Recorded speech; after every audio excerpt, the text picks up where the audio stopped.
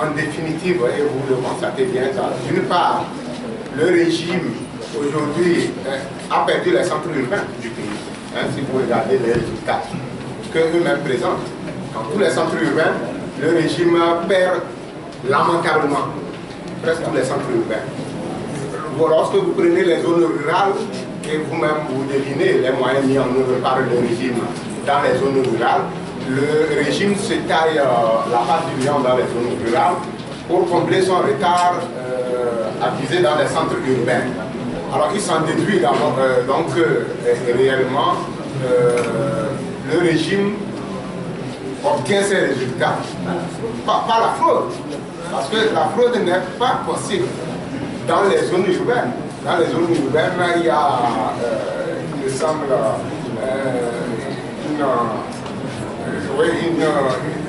assez d'informations, c'est difficile de faire les menaces maintenant dans les zones urbaines. Et lorsqu'on parle aussi des fiefs du régime dans la partie septentrionale, vous constatez, en tout cas les informations que nous avons reçues, indiquent bien que dans une ville comme Kara, ou bien dans une préfecture comme la Cosa, le taux d'abstention cette fois-ci a atteint des sommets vraiment impensables.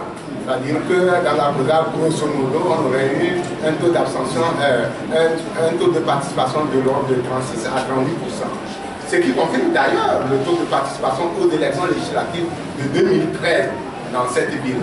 Mais lorsque vous prenez les résultats qui sont, en tout cas ceux que nous avons vus produits par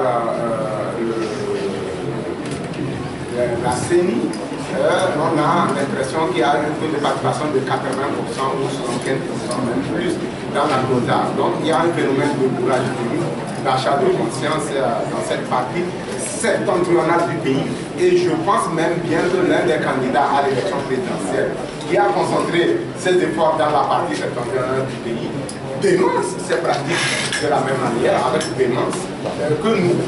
Voilà.